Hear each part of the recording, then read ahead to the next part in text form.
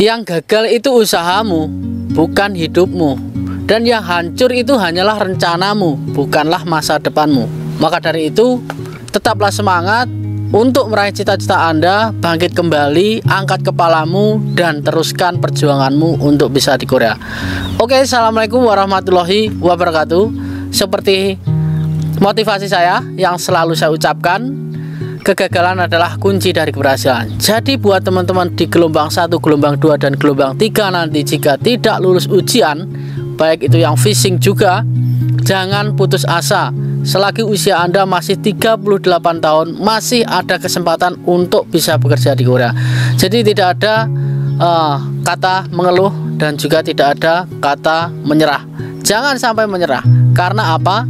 Saya sendiri sudah mengalaminya. Ketika saya menyerah dan down, lumpuh, dan sudah tidak bisa berpikir lagi, dan merasa diri kita itu malu karena tidak lulus ujian di tahun ini, itu akan membebani hidup kita dan kita tidak akan bisa sukses ke Korea. Nah, apa yang harus kita lakukan ketika kita menemui kegagalan di tahun ini ataupun tahun kemarin? Kita bangkit lagi, kita koreksi lagi, kita lihat lagi apa yang membuat saya gagal dan apa yang membuat saya tidak bisa lulus ujian di IPS Topik tahun ini. Kita koreksi kenapa salah saya banyak dan kenapa nilai saya sedikit.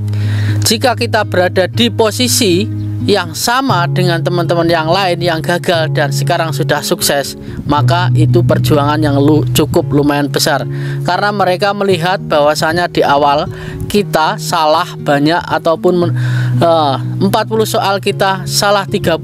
Jadi kita harus meningkatkan kemampuan kita untuk berbahasa Korea, kosakata, dan juga memahami soal.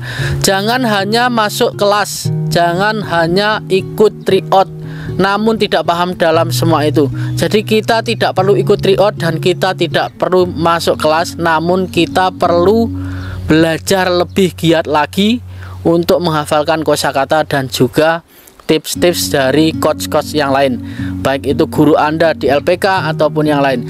Ketika Anda sudah siap untuk mengikuti tryout kembali, datang kembali ke LPK dan tes kemampuan Anda, seberapa besar Anda bisa mengerjakan IPS Topik. Jika di tryout mendapatkan 90, belum tentu teman-teman bisa mendapatkan 100 di ujian IPS Topik yang sesungguhnya. Nah, dari situ kita tidak boleh sombong ketika kita sudah mendapatkan nilai 90. Mungkin dari teman-teman hanya menghafalkan soal, tidak tahu artinya. Soal ini jawabannya ini, soal ini jawabannya ini. Jadi teman-teman tidak tahu arti dari kosakata tersebut. Karena seseringnya teman-teman melihat soal-soal di tryout, maka teman-teman tahu jawabannya terlebih dahulu. Jadi jangan biasakan hal seperti ini terjadi buat teman-teman. Ketika teman-teman mengerjakan soal, baca soal dan pertanyaannya. Jadi supaya teman-teman tahu bahwa artinya ini dan jawabannya ini, sehingga teman-teman menjawab bisa tepat. Nah, sudah saya katakan di awal, yang hancur itu bukan hidupmu ataupun masa depanmu, namun yang hancur itu hanyalah rencanamu.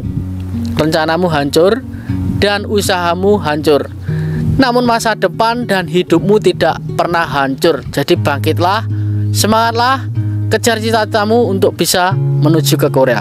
Oke, salam kegagalan adalah kunci dari keberhasilan. Annyeonghaseyo. Assalamualaikum warahmatullahi wabarakatuh.